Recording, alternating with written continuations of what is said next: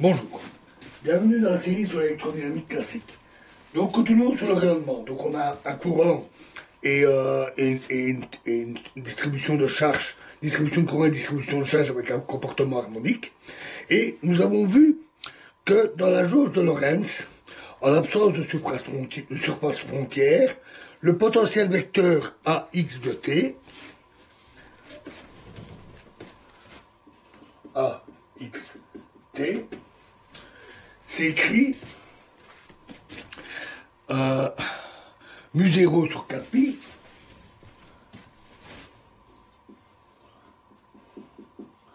fois l'intégrale sur d cube x' fois l'intégrale sur dt' de jx''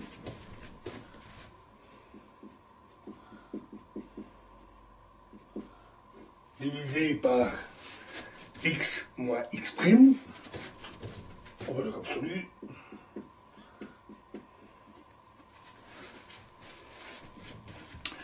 fois delta t'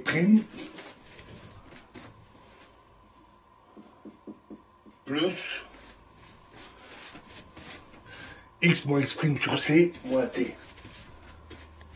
X moins x' sur c moins t. La présence de la fonction de Dirac garantit un comportement causal des champs. En vertu de la dépendance temporelle qu'on a vu dans la vidéo précédente, l'expression de A devient A de x. Donc on enlève cette partie E exposant moins I oméga t, il reste A de x égale mu0 sur 4pi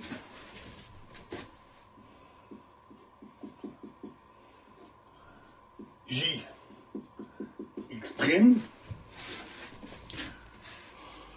fois E exposant I kx moins x' divisé par x moins x' d cube x'.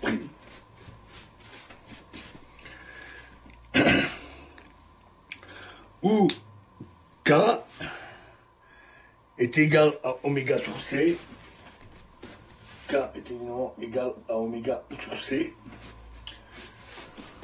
ce qui est le nombre d'ondes, et où la dépendance temporelle ici est sous-entendue.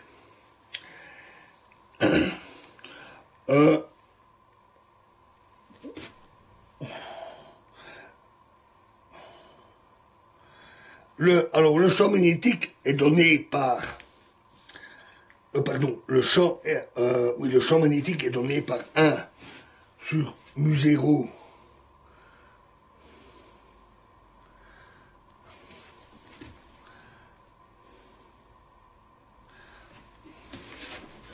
H est donné par 1 sur mu0 nabla croix A, et tandis que à l'extérieur de la source, le champ électrique s'écrit E égale IZ0 sur K, Z0 sur K, fois nabla croix H.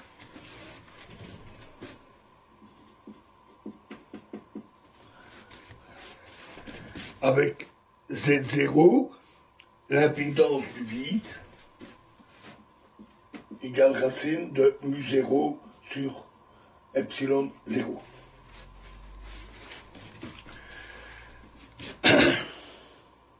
Donc si on connaît la distribution du courant J, on peut, du moins en principe, hors difficulté de calcul qui peuvent être considérables, déterminer les champs en calculant l'intégrale ici. Nous rencontrerons un peu plus loin euh, un ou deux exemples d'intégration directe. Pour l'instant, nous allons établir certaines propriétés simples mais générales des champs dans le cas limite où la source de courant reste confinée dans une petite région, en fait très petite, comparée à la longueur d'onde. Ce n'est pas toujours le cas, par exemple pour une ampoule qui éclaire, on est dans les nanomètres pour la longueur d'onde, alors que le filament ou le composant semi-conducteur pour des LED, par exemple, est beaucoup plus grand. Donc ici, on fait l'hypothèse d'une toute petite source. Euh,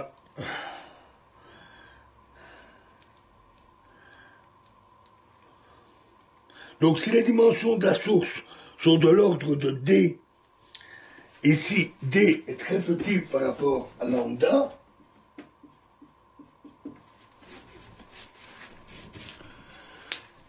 où lambda, bien sûr, c'est oméga, c'est 2pi c sur oméga.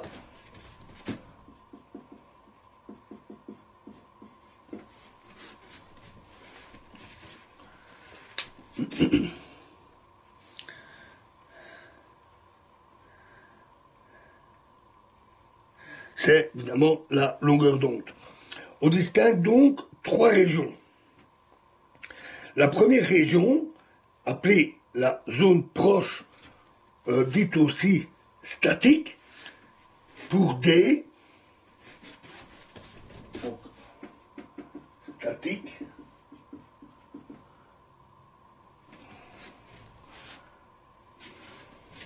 pour une distance R, grande par rapport à D, mais petite par rapport à lambda. Ensuite, la deuxième région, dite inductive,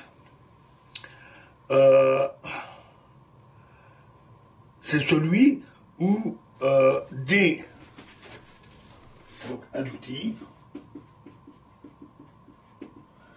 D reste petit par rapport à M, qui cette fois-ci est de l'ordre de la longueur d'onde.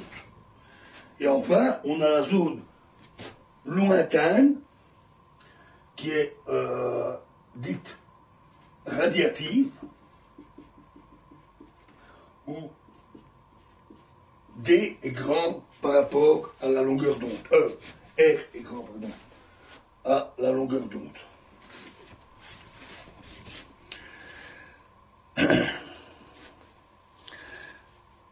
Alors, nous verrons que les champs ont des comportements très différents dans chacune de ces zones. Dans la zone proche, ils ressemblent à des champs statiques, avec des composantes radiales et une variation spatiale qui dépend des propriétés détaillées de la source. Dans la zone lointaine, en revanche, les champs sont transverses, donc perpendiculaires au rayon vecteur, et ils présentent une décroissance en 1 sur R, tout à fait caractéristique. Tout à fait caractéristique des champs radiatifs. Alors, dans la zone proche, R très petit par rapport à la longueur d'onde, on a aussi, quand R est très petit par rapport à la longueur d'onde, on a aussi KR très petit par rapport à 1. L'exponentielle qui est dans l'intégrale, dans ce cas-là, peut pratiquement être posée égale à 1. Donc, le potentiel vecteur prend alors une forme qu'on a déjà rencontrée. Et ici, si on développe l'inverse de la distance, donc 1 sur x moins x', par les harmoniques sphériques, comme on l'avait déjà vu aussi, on obtient que la limite pour kr tendant vers 0 de a de x est égale à mu0 sur 4pi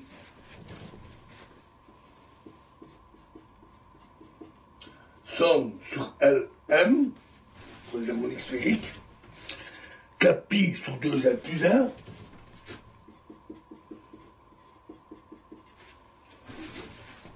fois YLM θ pi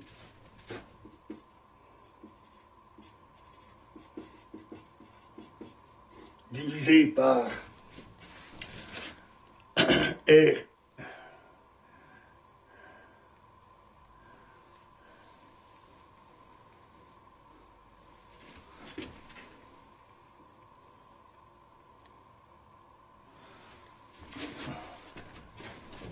divisé par R exposant L plus 1 fois l'intégrale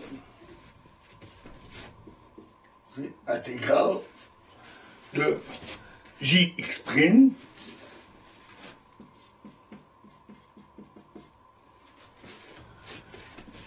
fois R' exposant L fois Y star Lm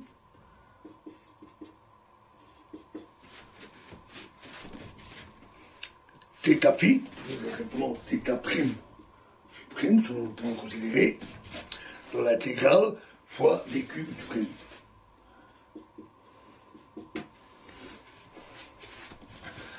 Autrement dit, les champs proches sont quasi stationnaires. Ils oscillent, bien sûr, de manière harmonique, comme E exposant moins I oméga t, mais sont, pour le reste, essentiellement statiques. Voilà, et nous verrons la suite dans la prochaine vidéo. Je vous remercie.